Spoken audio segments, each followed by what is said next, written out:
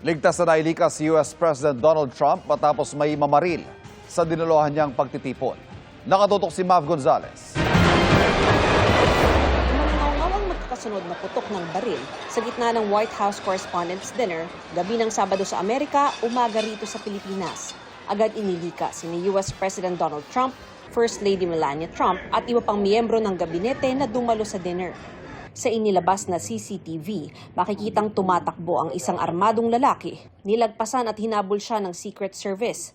Malapit ang binaril ng sospek ang isang Secret Service agent.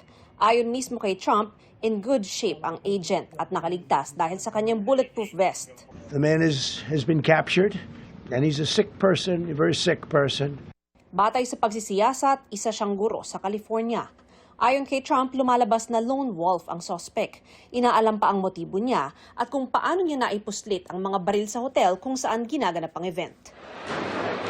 Mav Gonzalez, Nakatutok, 24 Oras.